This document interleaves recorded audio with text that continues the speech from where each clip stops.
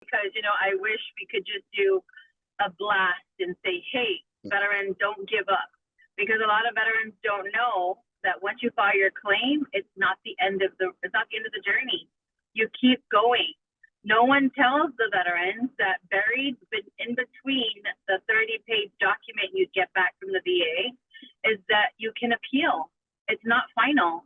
And I always tell the veterans their decision letter is the cheat sheet, because in the decision letter, it tells you, hey, we're missing this, So if there's anything I would tell the veterans, the misconception, misinformation is you can keep going.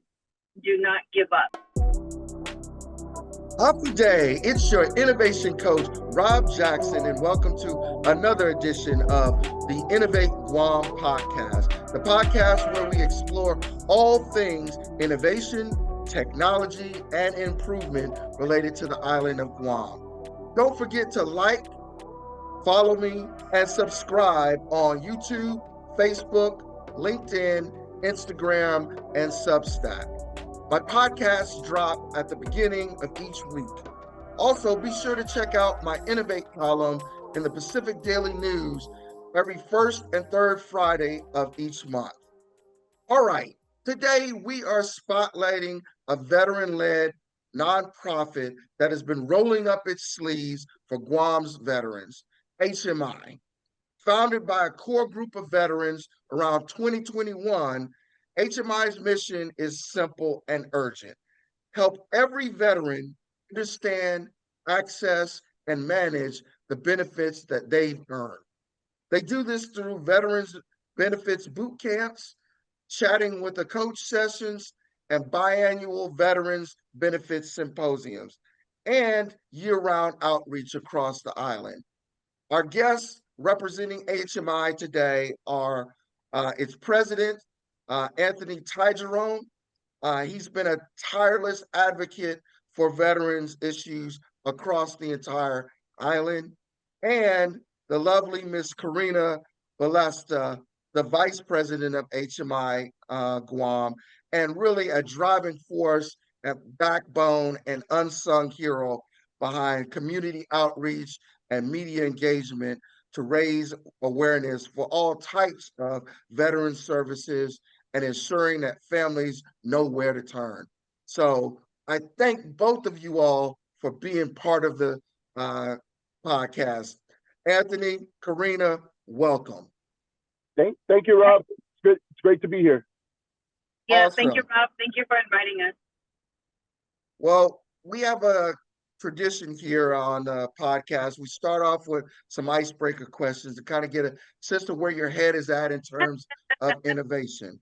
So I'll start with you, Corina. What's your definition of innovation, and what does innovation mean to you? Innovation, and I think to me, is looking at processes that are in place and seeing how you can improve it. Very simple and very straightforward. You want to add anything to that, Anthony?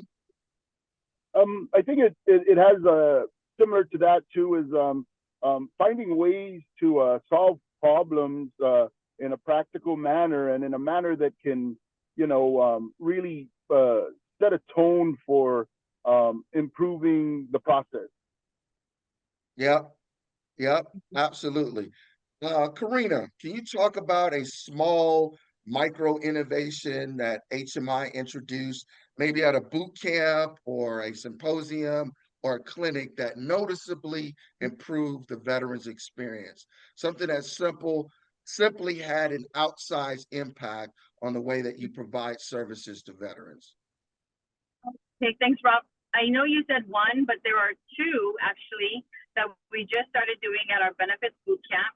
The first one is having the veterans get into groups and write down all their conditions that they have or they think they can file head to toe in a group on a giant Post-it, and we reuse that Post-it. And then after the activity, we go over it and we talk about all of the different conditions. Then the second one is, and actually Michelle Paris, the district director, she's the one that helped us with this. And this one is, we were at a boot camp in Talofofo and she attended it.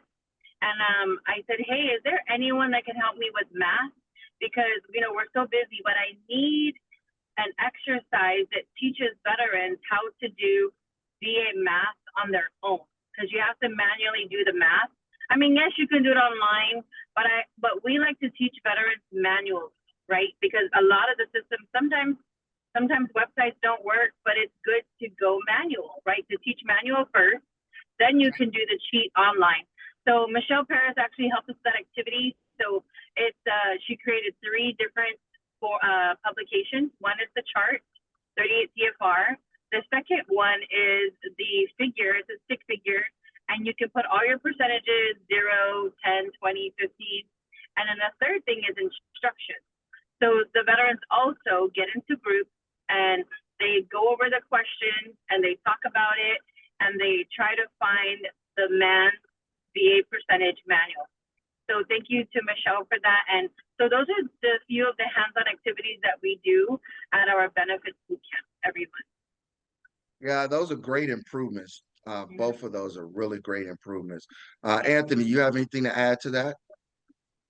So early on when we were working with trying to get a lot of the information out to our veterans, you know, we had to try to find a certain type of technology, right? And you know, we've evolved from the first time we were starting out boot camp 1, and you know, one of the things was just using WhatsApp, you know, and back then, you know, many folks don't have or know how to use WhatsApp, but we started, especially a lot of our older veterans that are, you know, from, you know, eras before the Gulf War.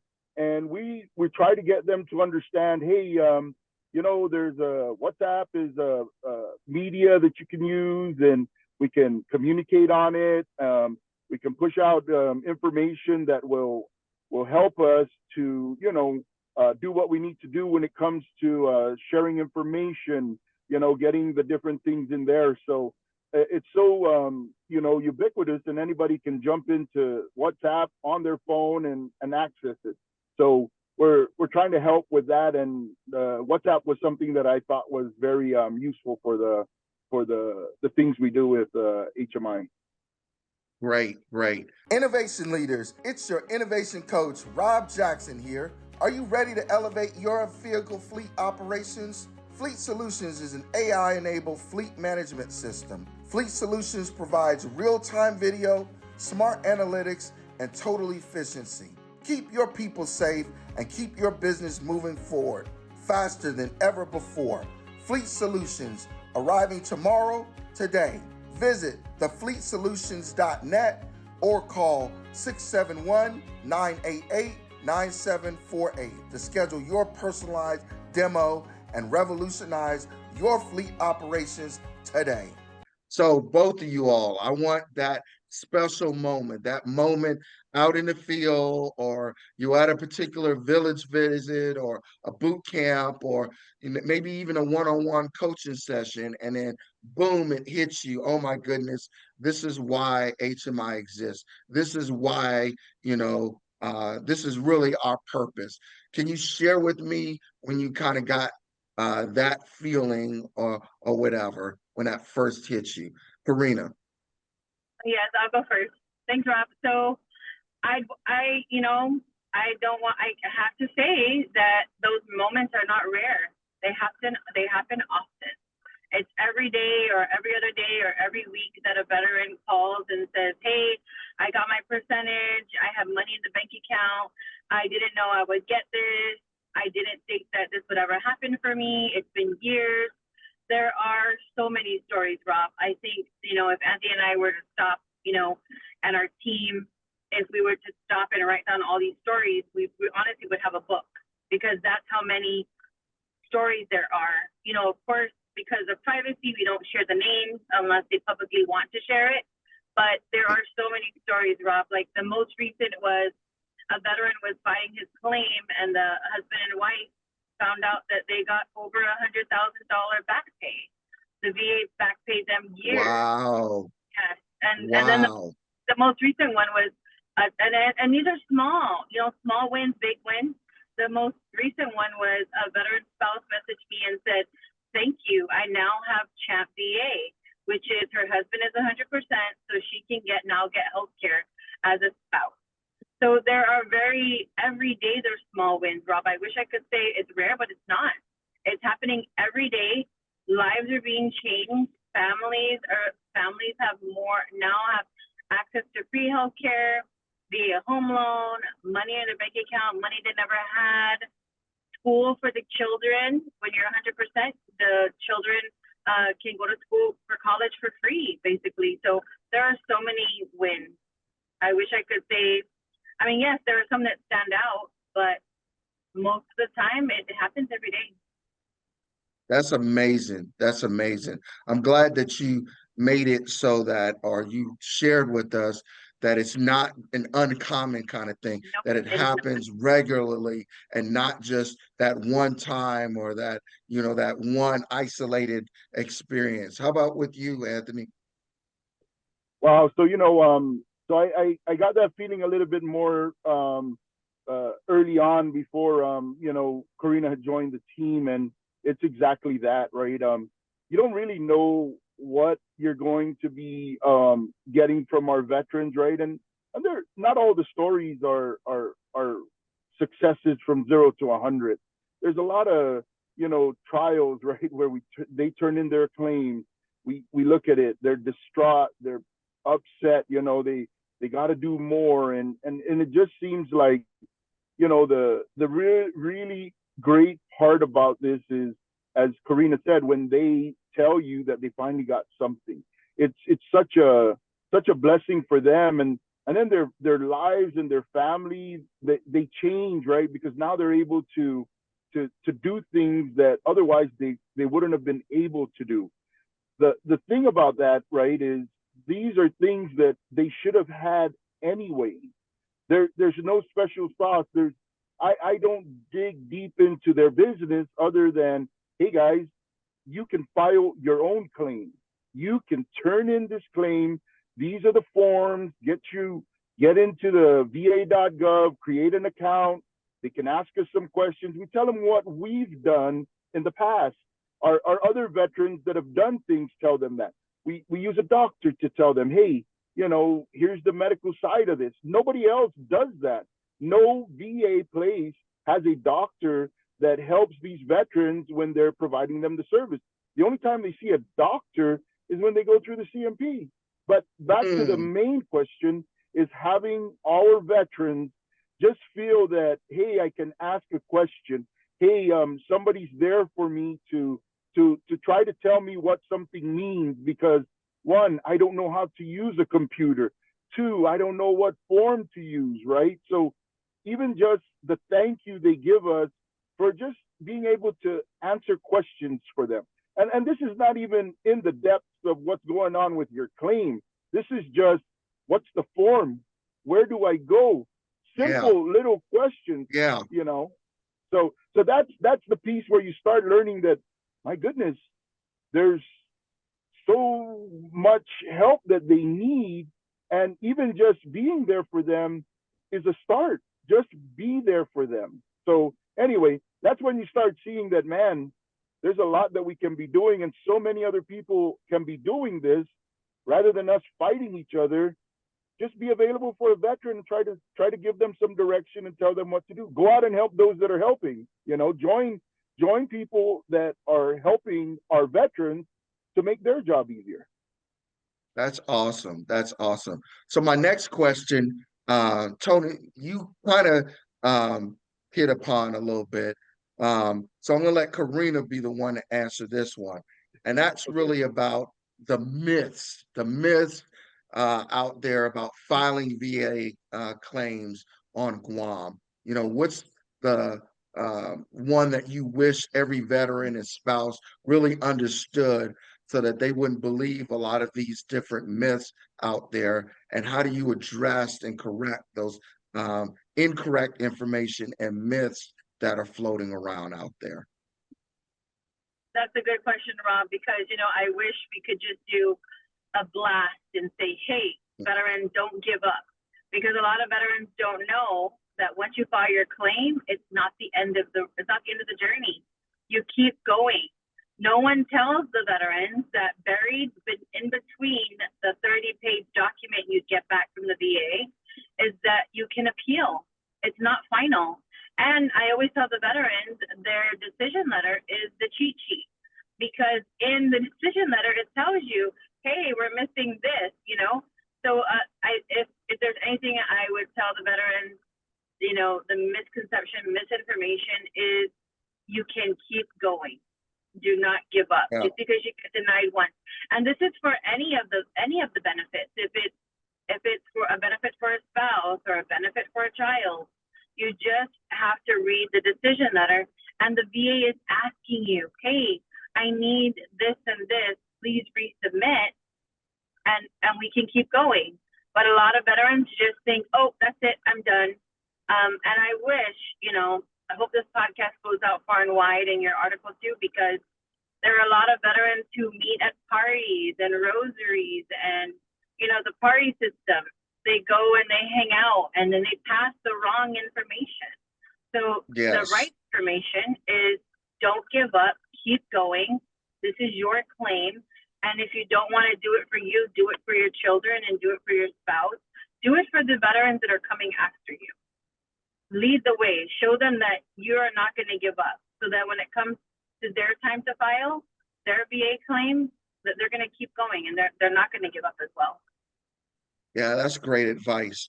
Anthony, talk to me about HMI. What does it stand for? What's the name? How did you come up with the name? So HMI stands for I Hinanao I Magahet, I Ininna. The way. Say that again. For all of us non-Chamorro speakers. Yeah. Well, I think it was you that gave us the name. It was I Hinanao I Magahet, I Ininna. The way, the truth, and the light. It almost sounds biblical.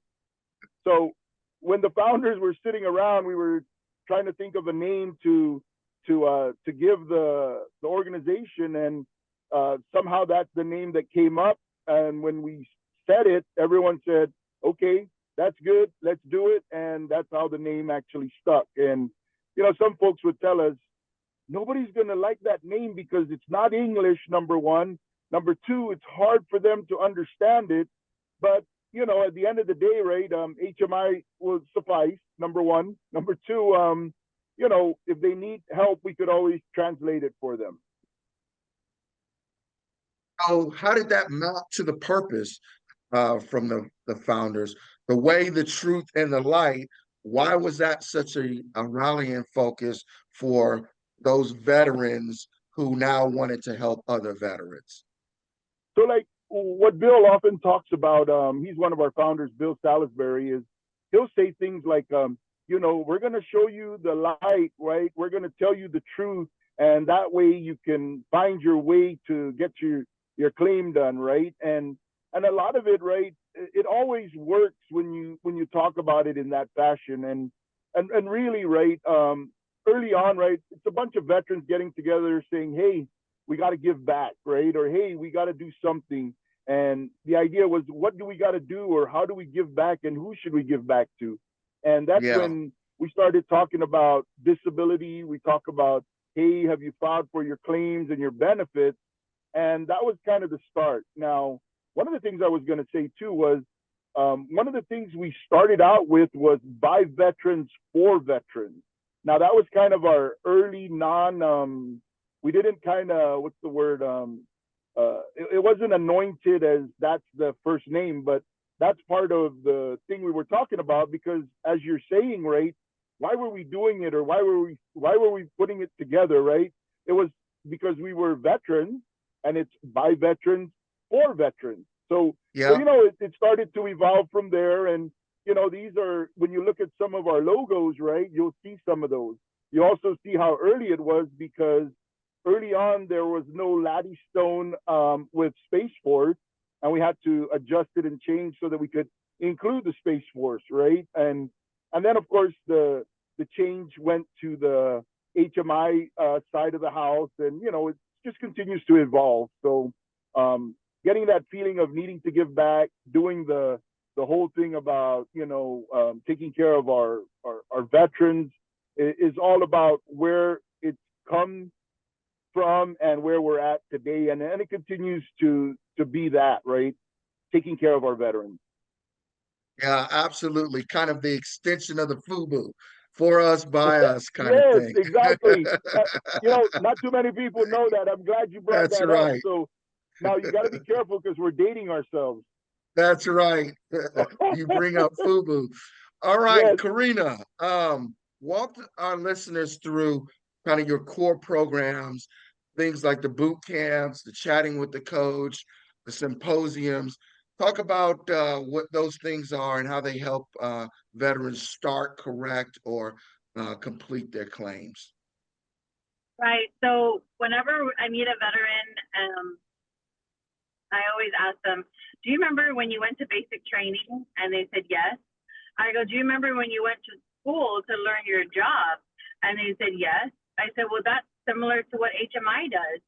So every month we hold a benefits boot camp. It's 3 days long. The first day we go over the intro and the law. The second day we go over required forms. The third day we go over what to expect after you file your claim. And all the stuff we do, Rob, is all open source. Like you can find this online on va.gov. HMI just put it together in a nice fashion and, took out all the big words and, bottom line up front said, this is what you need to do. This is how it works. This is the law. So, Right. so we do that. And so whenever a veteran is new to us or reaches out to us, we say, hey, please register for our upcoming boot camp because this is where you're going to learn the foundation of what you're about to do. Because what you're about to do, right, it's more than, I always tell the veterans, this is yours. This is not ours. We're already rated. We're veterans just like you. So you have to go through the process, and it would be easier for you to understand what's going on, especially with all the changes VA has. And we stay up to date with the changes. Our slides for boot camp is changing every month because there's always something new to introduce or there's a change, and so we have to change something. So the first thing I would do when we reach out to a veteran or a veteran reaches out to us is to first attend our benefits boot camp. And it's 3 days long. Some veterans are like, do I have to attend all 3 days? And so when you attend boot camp, I say yes, because we're building, right? Every day you're building on the knowledge. First day is intro. Second day is what is, required forms. And of course it's the military, so there's required forms. And then the third day is what to expect, right? And then chatting with the coach is where we use, Dr. Coma lets us use his clinic when he's closed. So he's closed on Wednesday. So, the veterans have a computer to use. They can print, they can fax, they can upload. They can do all of those things because right now, a lot of veterans don't have computers. And oh, by the way, VA is pushing everything online. So we offer that space for them. So we do the Right. chatting with the coach, we do the benefits boot camp, and then we do the annual symposium. So the annual symposium is where we get all the different resources available on the island and one location for 3 days. And so we did it different this year. Normally it's first 2 days are resources and third day is boot camp. But we did it, or no, do we keep it the same, Anthony? Or we did it all together? I'm trying to remember. No, sorry. So in the beginning of the day, it's the resources for the veterans, and the end of the day, second part of the day is our boot camp. So it's our only daytime boot camp that we do, and we have it in August, every August. Then the new thing that we did this year, which you presented at, thank you, was our summit. And so we want to keep doing that, I think, annually. And so for that summit, that one would be up at Anderson again. And so what we want to do is gather the Guard and Reserve and active duty about to retire or separate. Because believe it or not, they also can file their claim and no one's telling them this. I mean, yes, I know TAPs exist, but sometimes, when you're transitioning out of the military, you have to think about the movers. You got to think about, all the things you have to close out on. So no one's really focused, on all of these different resources available at TAP. You just really go to TAP to, check the box. So those are the main things that HMI does is our annual symposium, annual summit, our benefits boot camp, and then our chatting with the coach. Yeah, that was great. That was a great overview of all the different forums that you all provide. Let's talk about metrics. Can you rattle off some numbers in terms of either attendance to these things that you usually get, different filings that you supported, or even successful outcomes that you can kind of point to because of HMI's efforts? Right. So when I joined the organization, the question that I always observed being asked of Anthony is, how many veterans have you guys helped? Have you guys tracked it? But, when you're busy helping people, no one takes the time to write it down. So when I made it a mission of mine to start tracking since January 2025. I was tracking in 2024, but 2025 I got more aggressive in tracking. So I can say from August 2024 to August 2025, over 320 veterans got over $700,000 in their bank account. This is money that they get tax-free once a month for the rest of their lives. And this is just the base. This is not counting their dependents. This is not counting the back pay that they got. And then the next number that I was tracking was how many veterans showed up to chatting with the coach. That's the one at Dr. Coma's office. Since January 2025 to what's today, October 22nd, 23rd, we've had over 1,000. Over 1,000. Okay. Yes. Okay. Outstanding numbers. Then in our boot camp, we've had, I want to say, almost 500 register for our boot camp starting January 2025. Okay. So, Corina, talk about some of the folks that you collaborate with. Everybody from mayor's offices to legal services to other veterans group to healthcare. You've been talking about the doc's office to technical and other technical and assistive services. Can you kind of rattle off some of the people that you all collaborate with? Right. So when I joined the organization, they were doing all the boot camps in the villages. So what we did towards the end of the year, we already contacted the mayors for the whole next year. So what we want to do is push out a whole calendar for the whole next year. So everyone is aware and everyone can plan. I'm going to be at this boot camp. It's going to be in my village. So yes, with the village mayors. And of course, last year we kind of started late because of the election, right? They're new mayors. So the mayor's offices are one. The next one that we collaborate with is, Dr. Coma's office, because, we use his space for privacy. And then the next organization would be West Care. We do refer people to West Care and they refer people to us. All right. Sounds like Corina's got kind of locked up some technical issues. Let's go to Anthony. Anthony, moving on, kind of share with me some lessons learned you've had about like meeting veterans where they are, So yeah, when we look at veterans, right, we have many different types of veterans. When I say that, right, we'll have veterans that, will want to come and be on a chat group. Veterans that will say, hey, tell me about the event and I'll show up, right? Or if you do it over here, we'll come there, right? And we try our best to really get them to make it to these places or be where they're at. So we kind of find a way to get to them. Because if we sat in an office and said, hey, you guys come to me, we're only going to capture so many. So Right. getting out into the villages and getting the help of the mayors, right, and the community, right, is where that starts to really, really, you know, build, right? Because by doing that, we now are able to say, hey, you know what? We went down here and we met so and so, and by the way, we're not catching everybody. You know, we met this veteran here, we met this veteran there, but there are still veterans that we are not able to capture.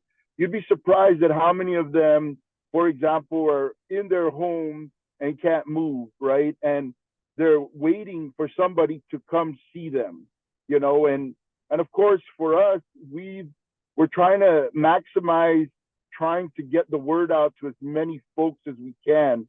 And you know, this is where, you know, you get folks that are you know, mandated to do this. And maybe this is where if we work together, right, we'll continue to do the outreaches. It'll be nice if we could get some help to, for example, you know, help with logistics, help with, for example, you know, hey, where are you guys doing your next boot camp? We got funding. We're going to give you this to, you know, we'll get the food. We'll do the setup. You know, any little thing that we can do to work together will really help so much, right? And we understand, right? There's challenges with funding. There's challenges with manpower. But you know, when you get folks that are helping you with what you're mandated to do, and they're there for volunteer type work, man, we probably should try to take advantage of that, right? We got to find ways to work together, because you know, if we don't work together and we're fighting, it's going to be tougher for us to achieve the same goal.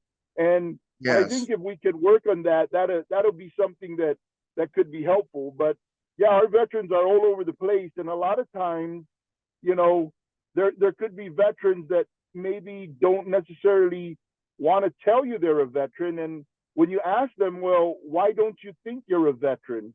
And there's been people in the past that were doing bad things to our veterans. So the veterans will say, hey, I'm a veteran, I served over here, and I want to file for my claims. And then they say, well, did you ever go to combat? And they say, no. So you're not a veteran. So they really have been telling our veterans All kind of myths, bad yes, information and whatnot. and that's Yeah. the kind of stuff that's hurtful, right? And you know, this is why we have to get out and do the education. This is why, you know, doing what you're doing is huge for them, right? And it's as you call it, right, this is innovation. If we can get them to watch this somewhere, it's going to be a real wake-up call for them to say, hey, I heard that guy. And we hear it a lot. Hey, I heard you on the radio. I saw you on the TV, you know, and you were talking about this, and I was really excited because nobody ever told me that. You know, all I've heard is, no, you didn't go to war, you're not a veteran. Oh, you're reserve and guard? You're not a veteran. You know, and you know, we've taken a lot of those people that were turned away or told they weren't veterans, and we got them to file for their benefits. And today, those veterans get to go get services and get benefits because of the service that they've done. So again, that's something that, you know, we got to stop hurting our veterans, and it's actually hurting our entire community. These same veterans could have filed these things years ago. We should have been getting big VA to look into Guam and say, oh, there's these many veterans? Oh, yeah, and yeah, they require health care. Oh, they require benefits. We really need to pay attention to these guys, get more workers in here, and really take care of them. And not to mention, our veterans will be getting compensation. That means they got funding that can boost the economy, and they can go out and spend that money in the different business establishments. They can go to buy things that they need, go out and eat somewhere, spend some money somewhere. So if they're able to do a direct that, infusion into the economy. that's right. And as a result of that, now the businesses can start hiring people. You know, we're looking at, oh, let's go pay for, you know, airlines to bring people to Guam. And sometimes we're not For even tourism. sure. Yes, and we're not even sure that these people will come, but we'll throw that money there. Maybe if we consider taking that same money or some of it, right, and maybe saying, let's look in our community at our veterans who are here, and let's turn them into homegrown tourists. Let's get them to file their claims. Let's get them to come out. Let's incentivize them to build what we have today that we brought light and focus to, and increase our veterans' awareness and willingness to come together to really support our entire island. Yeah, yeah. All right, let's kind of shift gears here. Yes, Let's sir. talk about the state of Guam's veteran service community. Kind of all the things, good, bad, and the ugly, right? Yeah.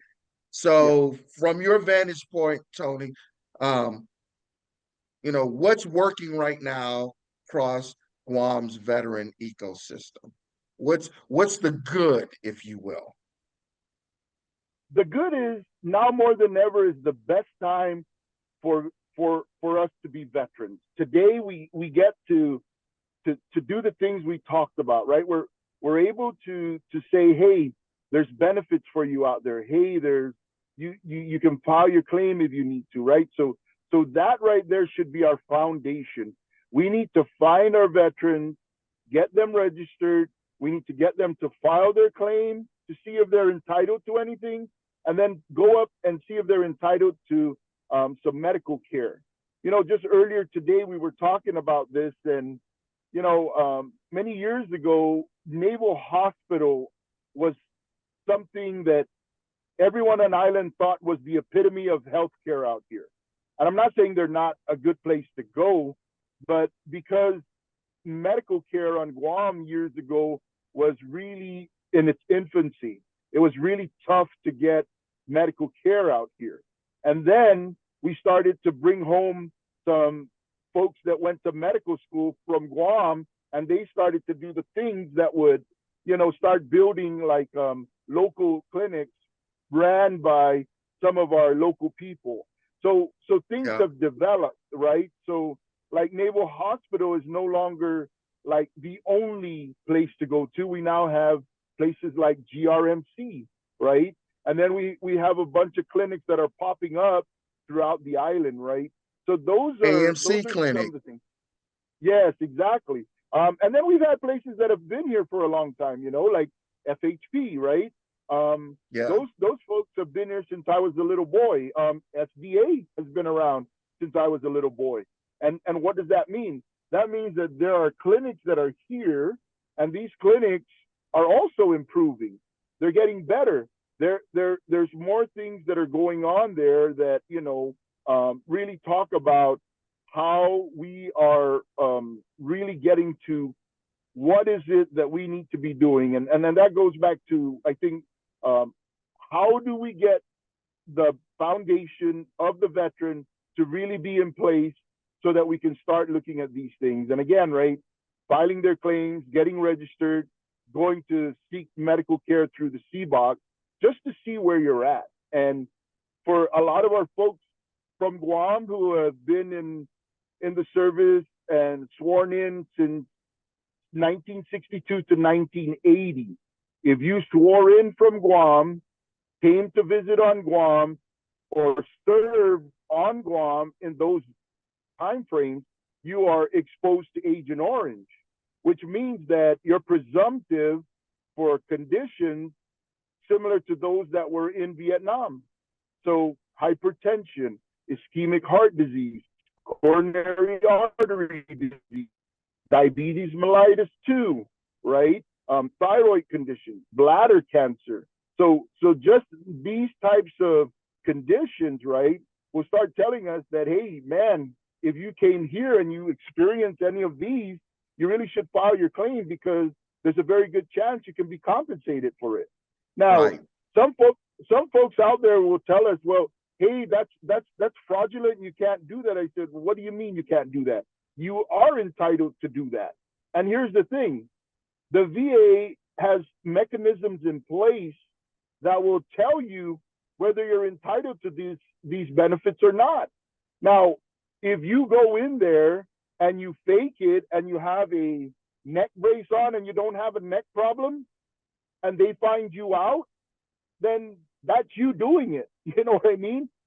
Nobody's telling you to go do that. If you're that's lying, a fraud. yeah, if you're lying That's to the true VA, fraud. the VA will find you out. And people have done this in the past. Now, you know, to arbitrarily go out there and just say, oh, these guys are telling people to do this, right? Maybe you really got to take a look at that and really find out, right? Like, what about the people that you have failed to educate because you want to scare them, right? And these people don't get out there and do what they're supposed to do. I mean, it hurts that person. So that's why we really got to get a really well-balanced program together that's really educating our veterans. Be inclusive, bring them all together and tell them, hey, these are the benefits. But if you're just going to sit there and give them a tough time, they're not going to want to come around. And they've been treated poorly out here for many, many years. So that's the kind of stuff we got to work on. So, Anthony, let's talk about some more of those friction points. Let's talk about things like numbers and intake and scheduling and accreditation and documentation, IT, privacy, and handoffs between different helping organizations. Let's talk about some of those issues. And if you were king for the day, what would be the one big one that you would focus on? Wow, that's a pretty tough one, but because if you would ask me, I'd want them to do everything, right? Because you never know where it's going to be. But today, and most especially because we're on your podcast that speaks to innovation and, you know, technology, right? We really need to get our veterans to get onto the va.gov. We need them to get an ID.me account. And by doing so, this really enhances their ability to understand or at least have access to their claim, access to what to do with that claim and how to do that. Now that requires an education. So, you know, when we start telling people, oh, you have to go over here to do this, and what if they can't get there? And if you have to tell them, this is where you go to file it, but nobody ever tells them how to file it. Now they're sitting there saying, okay, I have a va.gov account, I have an ID.me account, and I got a password and username, and I'm in. What do I do next? Who's going to teach them what they need to do?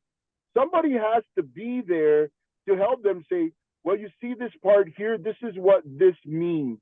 You know, when you see this part here, this is what they're asking you. And there's no tutorials out there. We don't have folks that are veteran service officers that are out there teaching this to the people. Now, we at HMI, we try our best to do this, and we encourage our veterans to do their claim. We want them to take ownership. This is their claim, not ours. We often tell them, look, you don't have to come see us. You can go to the ASIN office and the TIJN office. You can go find yourself a veteran service officer and have them help you. But I'll tell you. So let me interrupt for a second, Anthony, because you brought up VSOs, veteran service officers. How many do we have in Guam, and do we have enough, in your opinion? So I think at the moment, we probably are down to 2 or 3 down at ASIN and 1 who is out there at large. So at one point, we had 6 veteran service officers, 6 veteran VSOs, veteran service officers. So Tanya Eubanks resigned down at the ASIN office. If my information is correct, Ron Kinata is retired out of the Assen office. Alan Turner is no longer with the VFW, and Jen Paz is no longer with the VFW. So these are veteran service officers that we are familiar with.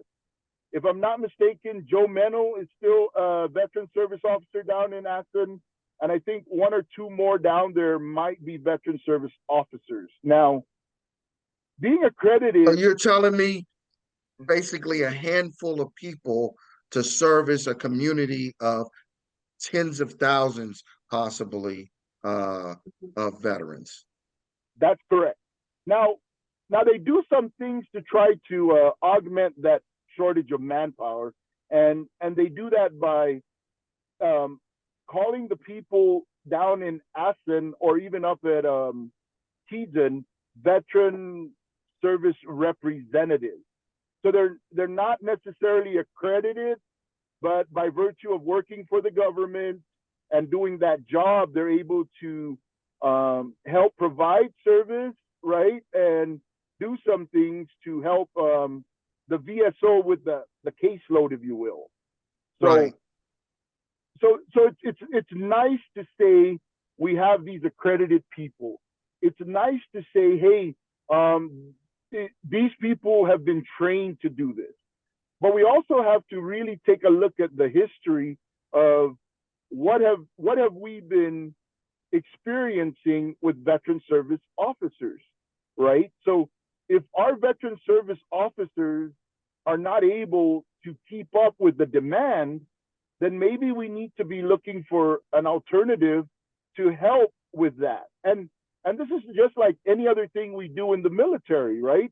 If you can't do the job, you need to either ask for help or let's find out who else is able to help us, request for overtime funds to do this, or else, get organizations that are doing this and provide them resources, help them to help you. Because if Right. you don't do that and you're sitting here saying, oh, this is, we don't have enough manpower, we don't have enough funding, are we asking for it? And if they're not giving it to us, you as the leader need to say that, right? If you work at a VFW and you're leaving and you're no longer going to be a VSO, it'll be a good idea to make an announcement to the entire veteran organization so that we understand that there's going to be a bigger need. Now, if we look at the history, and we've been having a hard time with veteran service officers because of whatever reason we can find, maybe it makes more sense that if something's working, maybe we follow that trend. For example, if a veteran can file their own claim and it reduces the need for manpower and resources, doesn't it make sense for us to try to go that route? Let's educate the veterans. Let's pump more resources towards doing something that is successful. And it might not be exactly the way you want it, but let's not just dismiss it. And most especially when we don't have any other solution available. So maybe that's kind of like something we got to think about. And that's more of a, how do we make this work together than it is, hey, I'm telling you that you got all these problems. I don't think I need to tell anybody that anymore. We have the public hearing that brought that up. We have the, the OPA report that has come out. Everybody knows what's going on today. Everybody understands that the VA office in Assen is understaffed, underfunded. They're not able to do anything. So now we need to take the next step. How do we get to these things given that situation? And I think rather than saying, oh, some groups are not doing this and they're not accredited, but they're doing something. It's difficult to tell somebody, oh, you're doing that wrong. And, if you adjust it this way, maybe you might do better. Wait a minute, you're not doing it. Why are you criticizing somebody that's doing it rather than going there and saying, hey, I'm not able to do this, but I'd like for you to do this well, and here's how you could probably do it, and let me help you so that you can continue to do what you're doing and continue to help everybody. Because Anthony, that's a great conversation on the VSOs, and even more important, because we know that there's a critical shortage, the idea of collaborating, right? So instead of just talking about what isn't working or what isn't the way, if you will, particularly if you're under resourced to execute in accordance with the way, how do we then execute through alternate means and whatever risk that brings up its head or shows its head? How do we then mitigate that risk rather than just saying, well, just because it's not going this way, you can't do that, or you shouldn't do it, or there's something wrong with it? You don't have enough resources to execute in accordance with the way. So therefore, what are other alternatives? And then what might be the risk associated with these other alternatives? And then how do we buy down that risk? So I think that's a great way to kind of think about it or approach the discussion on addressing the VSO piece. And I agree with you. I think that's one of the key big areas or deficiencies in the place. Let me turn to Corina now, and I got okay, a great. question for her in terms of healthcare, because you started talking about some of the aspects of healthcare, right? And talking about some of the bottlenecks that we have in the healthcare system. So, Corina, a lot of veterans say the biggest struggle isn't just the paperwork of the claim, it's getting access to medical care. What are you seeing in terms of on the ground and your interactions with veterans with access to care, particularly at Guam Memorial Hospital and the VA healthcare services? All right, that's a great question, Rob, because, when veterans think about being a veteran, of course, everyone thinks it's just benefits. But, what we teach at our benefits boot camp is the VA is made up of 3 administrations: veterans benefits, which is your compensation, the money you get every month. The second one is VA health administration, which is access to VA health care. And on Guam, it's the CBOC, right? The community-based outpatient clinic up at Agania Heights. And then the third thing is veterans cemetery administration. And of course, we want to see out of the cemetery. So the difference between the two is a lot of veterans don't know that they can apply for free VA healthcare. So how do they do that? They go online and file the 1010 EZ. So a lot of veterans don't know that they can just walk up to the CBOC, bring their DD-214, see if they're qualified to receive VA healthcare, and if not, they need to file a claim. Because if you're anywhere from 0 to 100% service connected, you're automatically enrolled with the VA. The VA will send you this letter and say, hey, your status has changed. You now get healthcare. Please call us to schedule your very first appointment. But, a lot of veterans don't open the mail. So a lot of veterans just miss it, right?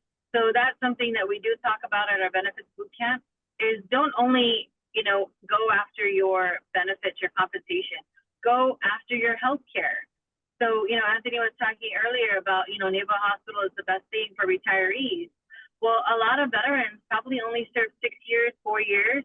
And within that time frame, they probably fractured something, broke something. Well, guess what?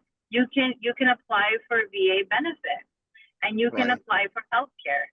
And so a lot of veterans don't know they can do that. So that's the VA, up at Agania Heights. So another thing is once veterans don't know is once they're 30% service connected, they can, if they needed surgery or specialty care that's not offered on Guam, they can fly to Tripler, which is, Hawaii, our closest one, or to Queens or to Straub with a referral from your PCM, right, your primary care doctor. But you have to be 30%. That's another thing that veterans don't know. Retirees don't know that either. So we're trying to, reach out to retirees because Retirees on Guam, if they go to Naval Hospital and they get a referral to Tripler, guess what? They have to pay out of pocket for flight, lodging, food. But if you're a veteran, 30% service connected or more, the VA will pay for your ticket, will pay for your lodging, and will reimburse you your meal. And at 30%, if the veteran has to have surgery, the VA will pay for something called a non-medical attendant. Not every veteran understands this. Not every veteran knows this. So we talk about this at our benefits bootcamp. So this is great information, Corina. Yes, and so right now we only have serving, the thousands of veterans we have on the island is the VA clinic up at Agania Heights, which is the community-based outpatient clinic. And then, of course, they can get services at GRMC and GMH, because if you're a veteran, service connected, and you're using the VA healthcare, it's called TriWest. So a lot of different medical, how do you say that? Medical providers take TriWest. So the veterans aren't limited to the community-based outpatient clinic. But the issue that I see every day is that if a veteran, let's just say veteran A and B, veteran A gets care up at the VA clinic, then veteran B, let's just say they're brothers and they're both veterans. Veteran B gets care out in the community. Let's just say they go to a medical provider, a clinic, and things are done differently. If they were sitting at a dinner table and they were comparing care, services, processes, protocols, they will all be different. That's unfortunate, because a lot of veterans don't know that there's so much available for them medically and services as well. Did you know that we can get acupuncture care, chiropractic care, massage therapy? All we have to do is ask our primary care doctor to refer us. Yes. The VA, your doctor will listen to you, right? But when the veteran goes care in the community, they sometimes don't get that kind of care. There are also durable medical equipment. There's the, what do they call it? Like a back brace or a knee brace? Prosthetic. Yeah, prosthetics also. So, Tony, Yes.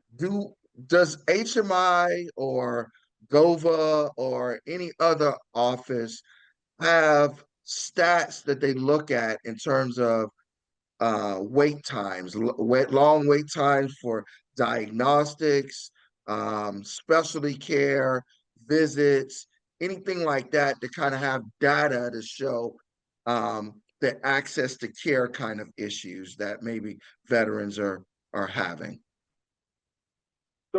So here's the thing, right? If I remember correctly, right, VSOs are actually tasked with figuring that out as well, not just your benefits. A veteran service officer, their job is to look into those things and those issues and actually provide reports to the veteran community somehow so that they're aware of this.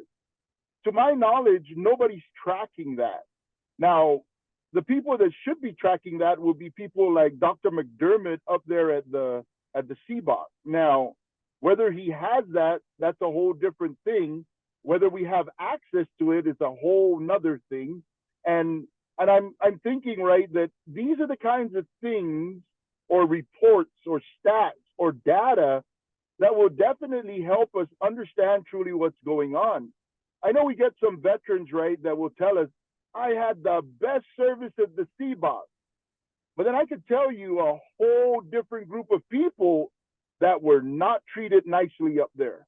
Now, does that mean that they're just terrible people up there? I don't think so. Does it mean that maybe there's a lack of education from the veteran side of the house? Probably. And if we could just find ways, and we've mentioned this to Dr. McDermott in the past, how do we get volunteers up there? In most stateside jurisdictions, we have veteran service organizations that in the hospital.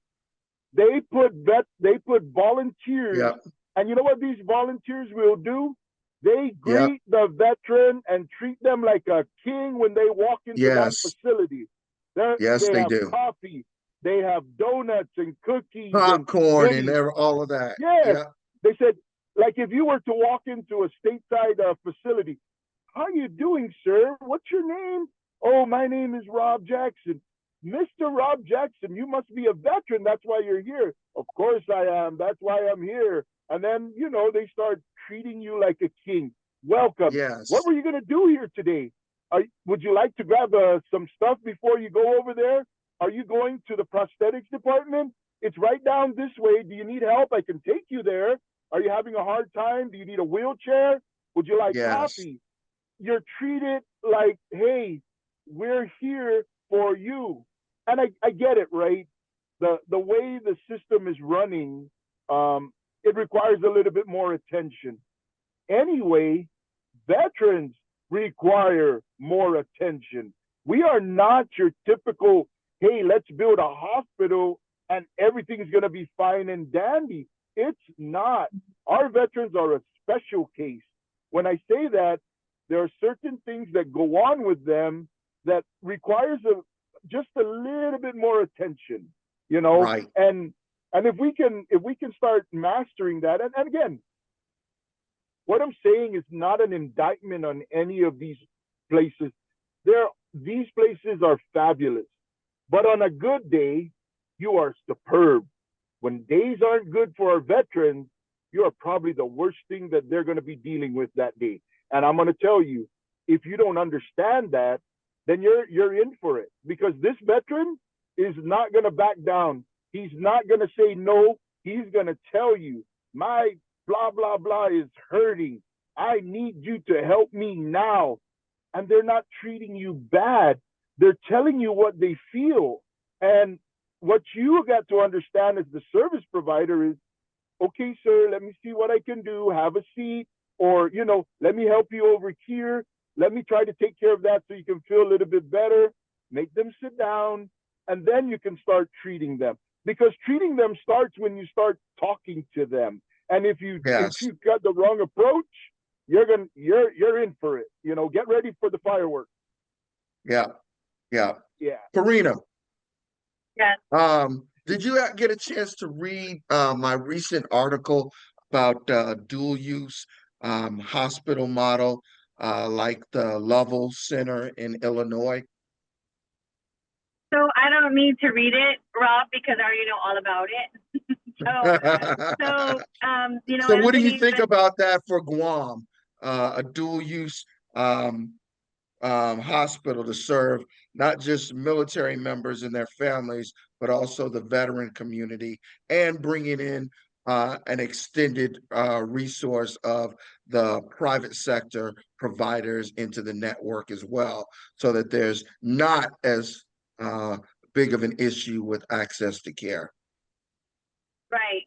So, you know, there was a new law that was introduced for veterans, you know, not having a need for a secondary approval for a referral for specialty care. So that means, let's just say someone needs to leave the island for, let's just say, vascular. Your primary care should already just approve it and send you. So I think that's a great idea to have the dual use.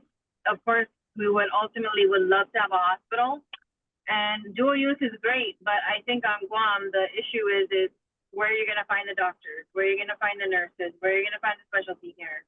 But yes, dual use is great. It's being done a lot of different states, and it works, especially if you have, I don't want to say a smaller military community and a bigger veteran community, because right now, especially with the buildup on Guam, it's going to be balanced, right? You're going to have a lot of veterans and a lot of service members. And there is an MOU already with Naval Hospital and the VA community-based outpatient clinic, because a lot of veterans do get referred to Naval Hospital for certain things like labs or x-rays or specialty care, especially women's health, right? Because there's not a lot of OBGYNs here on the island. So I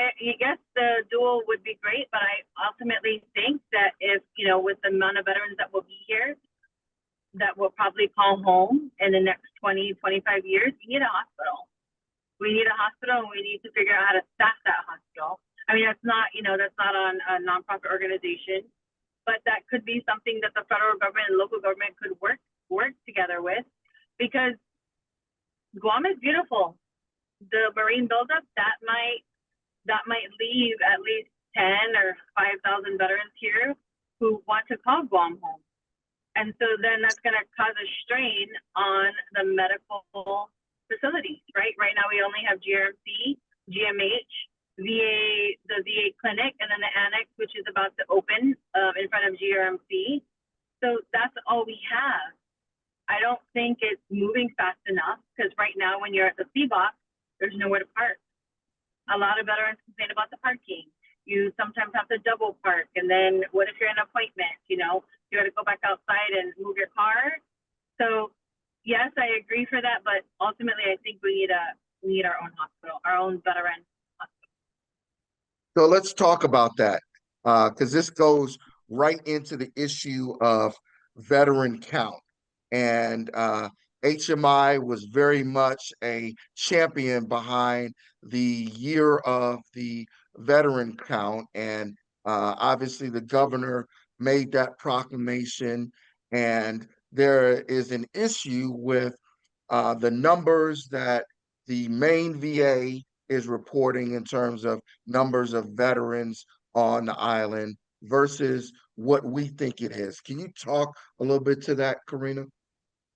Right. So there are 3 numbers that we got before the symposium, and that number was almost 6,000 for VHA, right, Veteran Health Administration, which would be the CBOC, right, the VA clinic, and then 11,000 receiving benefits compensation, and then 20-some thousand, right? So all those numbers do not match. So the 20-some thousand that came from the state office, the GOVA office, Guam Office of Veteran Affairs said 24,000. Then at the symposium, the Congressman Moylan said there were 20,000. And so he got that number from DHA, Defense Health Agency. So all of these numbers are just floating around, right? But when you get asked by the federal government, what's your number? You can't report 3 different numbers. Correct. So that's unfortunate. So of course, the state office is mandated by law to do this veteran registry. But according to the OPA findings, since 2017, they've only registered 2,197 veterans. 2017 to 2025. That's unacceptable, right? So either someone's, I'm not sure what the process is going down there, but HMI was like, okay, that's enough. We need to figure this out. So, we went to the governor and we said, hey, we need to do this registry because we don't know how many veterans truly are here, and we can't have the numbers not matching. So if you're a veteran and you're listening to this, go to the GOVA office and register, ask HMI to register, go up to the CBOC, and if you're not using the healthcare for some reason, use the healthcare once a year. Get your medicines, do a physical, so your number is counted. And then, of course, the 11,000 number, that's huge. If you haven't filed for your benefits, file for your benefits. If you feel like you don't deserve it, like I said earlier, do it for your family, do it for your dependents, do it for your niece and your nephew that's in the military, that's going to be here on Guam and call Guam home, because we need the services. We cannot get the services, and I know Anthony would disagree with me, we cannot get the services without numbers, because everyone says it's numbers, but Anthony will say no. And, maybe we can, I'm not sure how we can ask for a VA hospital here, because I know for a fact veterans complain that 6 months to a year is too long to see my doctor. Because that's unacceptable. That's unacceptable. But Maine VA would say, according to us, we see less than 10,000 people on the island. That's the community that we got to support. We're not going to build up and put all of these resources forward just because you say it's 3, 4 times that number. I need data that shows factually it's that amount of number, because we're talking about really not just tens of millions, but probably hundreds of millions of dollars invested in resources to right size to what the true demand is out here on Guam, let alone, like you talked about before, the buildup that's happening right now, which is only going to probably increase the numbers of the veteran population on island. Right. So if you don't mind, Rob, let me jump in on that a little bit. So you just mentioned something about right sizing a number, not having data, right? So let me just say this. We dump billions of dollars up at Camp Blas without a flinch. And we have a facility up there larger than the smallest village on this island. Again, without even blinking an eye. That thing popped up, was there, and it's sitting there situated. What will you tell me if I said we're doing that and we don't even know if we're going to be having a war? So now your concept of telling me, well, we're getting ready for a war that's not here, but yet we're not going to get ready to take care of veterans that are out here that are going to need these services. So on one breath, out here on this island, right, we need to stop settling. We continue to settle as second-class citizens. And I know some folks don't want me to say that, but as a veteran, I'm telling you this because I'm not against our buildup. Those are our brothers and sisters that are being stationed out here. And I'm a local. And when I hear some of our local people talking about, hey, how is it that you're supporting these buildups and yet we feel that they're doing us an injustice? I think we got to learn to coexist, number one. But number two, stop settling. Why are we settling for the fact that they're going to tell me that, it's your numbers? Well, I have to tell you, the reason why that doesn't work, and Charlie will make fun of this, because I told him Chico, California and Chino, California have a smaller population than Guam, and they have a facility 10 times the size of Guam. More recently, some of our veterans that went to Eugene, Oregon have told us the same thing. They have a 10 times the size of Guam facility, and their population is smaller than Guam as it relates to veterans. And then we're going to come up with a whole different story about why that exists. All you have to do is this. Tell me that you don't want to build it. Don't give me, we need numbers, because these numbers they have in their hands. The last time they spoke to us, they offered us a grant through the federal government. And the number they accepted was 24,000. So how can in one breath you say, well, there's not 24,000 here, but we'll accept that number to build you a hospital? And this is where I sometimes want to plant this seed in a lot of their brains, right? If you don't want to help us veterans and you want to share what your true feelings are, continue to fix that cemetery. Because all you're telling me is if I dump money into the cemetery, I'm trying to tell you you're worth more to me when you're dead, because I'll bury you and you will be quiet and I'll never have to hear from you again. Now, if you build me a hospital, the message you'll be sending is you veterans are very important to us. We will keep you alive. We will spend money. And by the way, when you tell me about numbers, let me tell you something. This is a debt owed to the veterans. The veterans have done their job. Your job is to find a way to get them the care that they need. And let me share this. Guam hasn't drifted closer to Hawaii. Guam still exists at the same place it was when Hawaii became a state. Guam is still at the same place today. If you're sitting here telling me we can't ramp up resources to get our veterans on Guam some care and facility and doctors, and we can't incentivize them, let me tell you, you are actually telling me that you can't build a Camp Blas.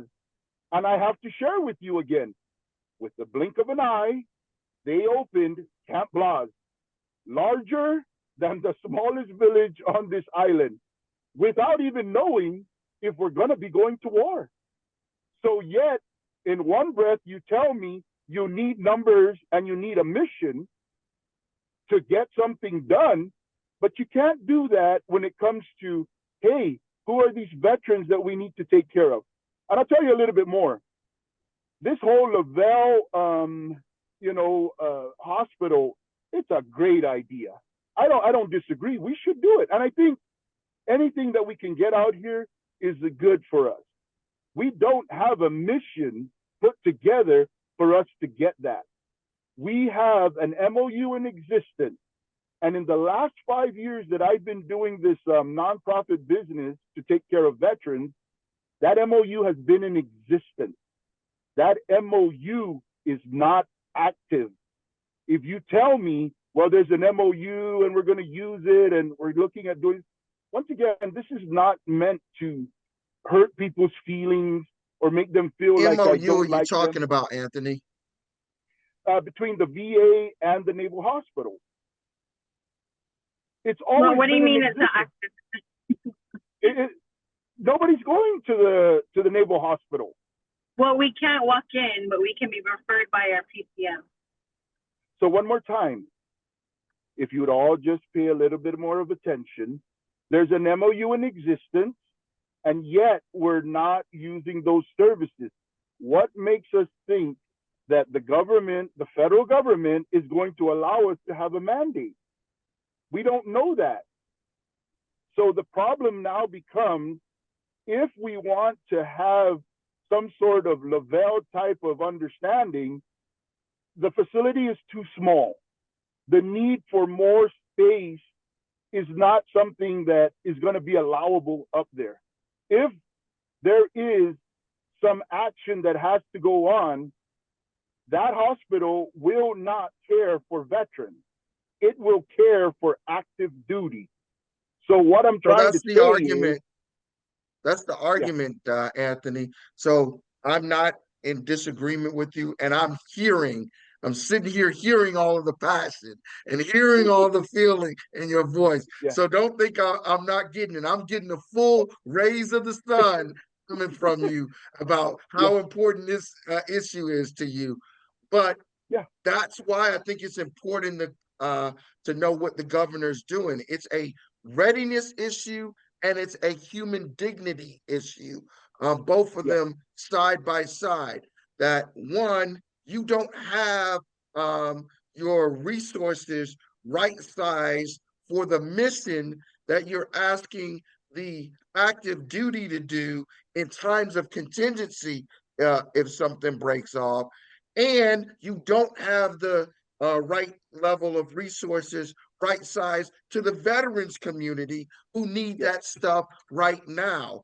And if you're asking the community of Guam to share a bigger burden of the national security, I don't know, burden yeah, that's on their back more than any other state in the United States, because we're the westernmost U.S. territory, closest yeah, to China, closest to North yeah, Korea. That these people here on this island have to shoulder that burden, then you have to do this kind of thing with the hospital because of a human dignity kind of thing, as well as a readiness kind of issue. So it's yeah. both of those things together. I'll share a little bit more, right? So there's a lot of other things that we should be looking at and leveraging, right? And I think Ms. Corina touched on it, right? We're going to inherit some of these veterans from this military buildup. I promise you, they're going to find themselves some pretty chamorita or handsome chamorro male, and they're gonna make Guam their home. You know what I mean? So, and that's par for the course. However, we haven't looked at that study. You know, there's studies that should be made for what is the rate of, you know, service members that go into a community and end up, you know, they're coming there for service and end up making the place their home. If we can start learning what those metrics are, we'll start being able to start adjusting or using those numbers for the things we need. That's one piece. Another piece is nobody wants to really talk about from 1962 to 1980. Agent Orange was sprayed on this island. When I tell you this, it didn't just affect the active duty service members. Anybody that was born who was here on this island is actually exposed to Agent Orange. Now, I'm not trying to proffer anything similar to Camp Lejeune, but the millions of folks that are out there involved in the Camp Lejeune, without a blink of an eye, Congress said, let's put this together, let's take care of these people, and let's give these millions of people whatever it is that they need. We're only a few 100,000 out here. We couldn't, you know, drum up enough residual from the buildup to say, well, you know, maybe we should build this facility for them because one, we're not taking care of the veterans, one, and then number two, there's this whole issue of exposure to Agent Orange, and all they got to do is dig up the statistics. We have higher cancer rate, we have higher diabetes rate, and you don't have to be a doctor to figure that out. And the federal government has already acknowledged this through the Department of Veterans Affairs when they award the veterans their disability presumptively from being on this island. So you know, right. It's not a stretch. It's a reality. And again, right, let's start putting our money where our mouth is, right? If Guam is truly the most patriotic place in the United States, then maybe we need to start taking care of the veterans here. Because if we don't even want to take care of the veterans here that are very loyal and patriotic, what do you think is going to start happening in the United States? Because we can only put so many people here to go join the service. And we do that. Our numbers are still much greater than any place in the United States. And they can take that per to the capita. Bank. That's right. Per capita. But you said the magic word, and that's congressional. That's really up to the person that represents us in Congress. They're the ones who have to be the voice.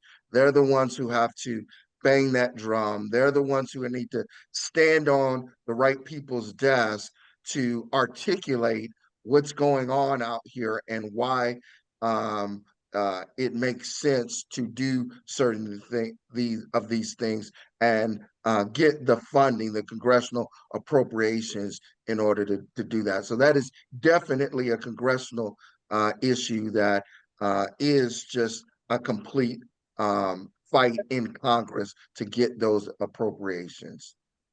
And right, you're right, Rob. And this is maybe true to the title of you and what you're doing, right? Innovation. How do we innovate? How do we get to the place where we're talking about, right? And because this is not about, you know, people are getting hurt feelings out there, right? I'm sorry, you know, I'll apologize if you're feeling hurt, but I'm not apologizing because you're feeling hurt. I'm apologizing because maybe we need to pay more attention to doing something. How do we innovate? How do we find solutions? And let's take steps toward that. This is not designed for us to say, hey, you know, Admiral Midas and Admiral Lasky, they're not good people. Those are some of the finest people I've seen. And I've met them personally, and they're great people. I've seen their staff, and I've worked around them, and they're awesome people. Their mission is to try to get to our locals and really make this work. And they're doing a good job, right? Not everybody will agree, but they're working. And I've met them, and they mean well, and they're very professional. So we got to work on that and, you know, get their input. We have the Undersecretary of Defense, Undersecretary of the Navy. Yes, Hong Kao, right? Yeah, Hung Kao. I really wish we could have had an audience with him, and maybe we will. But you know, it'll be good to hear him take this to Congress. But even ourselves, I feel we need to start taking steps on our own, find a way, an innovative way for us to get to where we need to be. And you're at the perfect place right now, Rob, with what you do, because you're really opening things up, trying to get everyone to think about how do we make this better, right? How do we get this problem to a place where we can start finding solutions?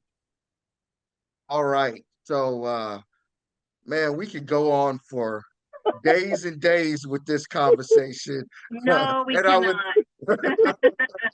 I would love to, but let's go ahead and wrap it up with a kind of rapid fire kind of deal. I'll go to Corina first, and then Anthony, I'll come to you.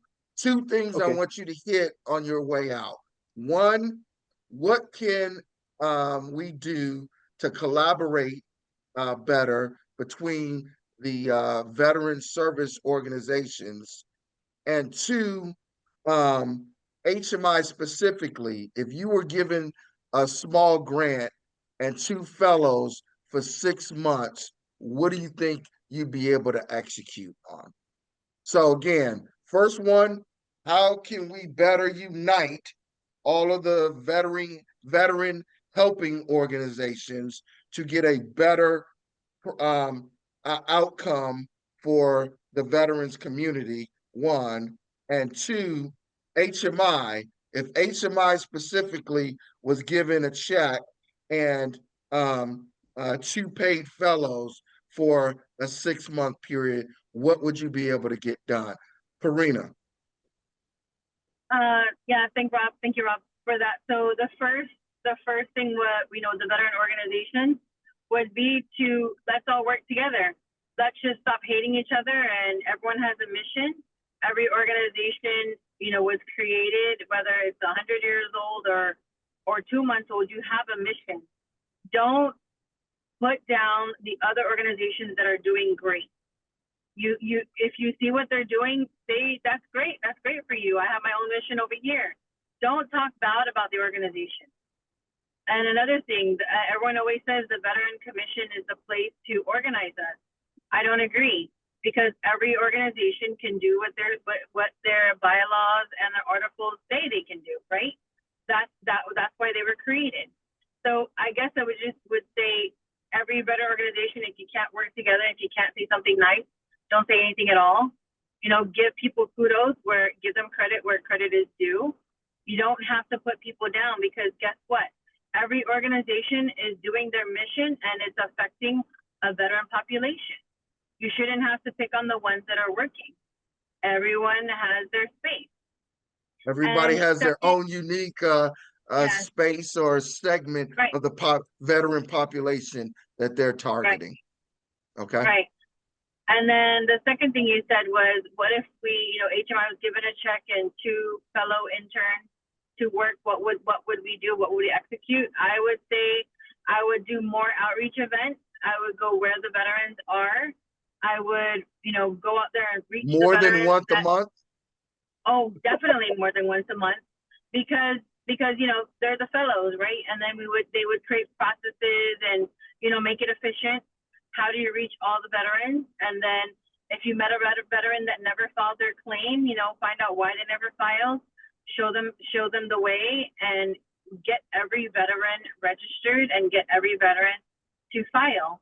And also get every veteran involved. A lot of veterans, once you retire, once you separate, you kind of lose that mission, right? You don't wake up in the morning, you don't go to PT, you don't report to work, you're not in formation. Then, you lose all your structure when you get out of the military, you retire. Volunteer, help out. There are a lot of people that, HMI helps that says, oh, I'm going to volunteer when I retire. I said, oh, I want that in writing, because a lot of veterans just run away, right? They get their percentage and they leave the island. They don't come back. So I would say, give back, volunteer, be part of, what it is to be a veteran, and be part of, what HMI is doing. And when I joined HMI in 2022, I think 2022, 2023, I didn't know what I was getting myself into. But today, 2025, I wish I knew then what I knew now when I was in the military. I wish I did. Every time I see someone that was in my unit and we talk about this, we're like, are you mad? Because I'm mad. No one told me this. No one told me that I can get benefits. No one told me that when I injured my back in service, that I can get care for it and I can get compensation for it. No one tells us these things. So I would also push, if we did get the 2 fellows, would to be more information, push things out every month, every week. There are just not enough veterans. As much as HMI is out there, there are still a lot of veterans we have not touched. We have not informed and we've not helped. All right, good answer. Anthony, over to you. First one is, what the veteran helping organizations can do to unify and collaborate more? And 2, if HMI got a check and 2 paid fellows, what would you be able to execute within 6 months? Oh gosh, so you're leaving me very little to try to make a lot out of. So I'll do my best. So anyway, when we talk about, I think the first one was about what we're going to do with the organizations, right? So there's talks in the works already to find ways to do a almost like a leadership team building for all the veteran organization leaders. So that's something that is in its infancy. And many folks will say, why did you tell them? Why are you saying that? It isn't even started, right? Well, Ms. Corina already said it. I mean, you're saying it. We need to get together and really work, but more than just that. That's an interesting kind of proposal. Hey, all veteran organizations out there on the island of Guam, leaders of those organizations, let's come together. Let us have our own bonding time and talk about how we move forward and stuff like that. I don't know if that's been done before. That's an interesting approach, Anthony. Thank you. And I think, right, I know a lot of this is kind of right around all the things we talk about, right? And I think this was even something that was done for that task force that we're sitting on, right?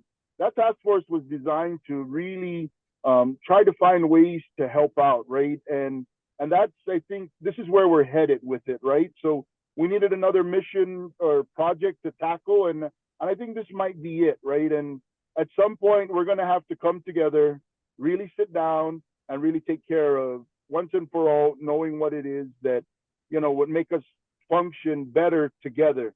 And there are, I mean, folks like yourself and Eddie Rages. These people have worked in countries and worked with allies and allied forces that we needed to bring them together so that we could have a unified approach at attacking a situation collectively.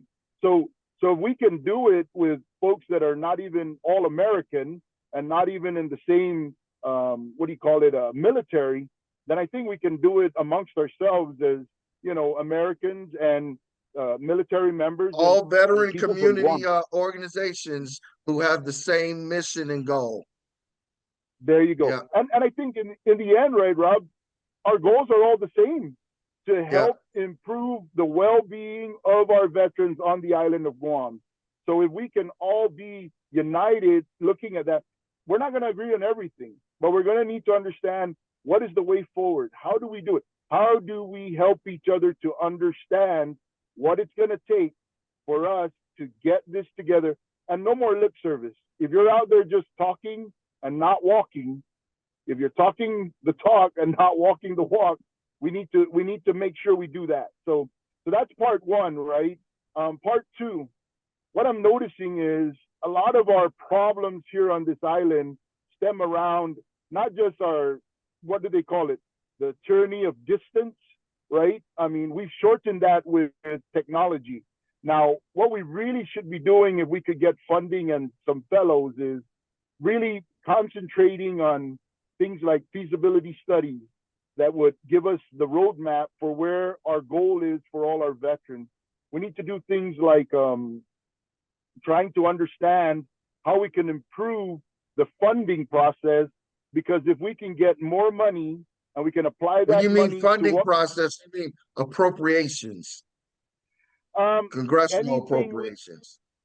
anything we can get our hands on. Because at the moment, right, if we can't get it from government of Guam, and if we can't get it from Congress, we're going to have to find an innovative way to get it ourselves. And I don't know how we're going to do that just yet, but, you know, fundraising at a level that, you know, nobody's seen before, to use Trump's good words. So if we can do things like that, we can get funding in, get these folks to give us the roadmap. I think we can be headed in a direction that, you know, might make things a little bit better for everybody. All right. Well, great words, Anthony. Great words, Corina.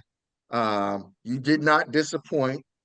I felt the raise of both of you all's passion coming through there about a lot of these issues.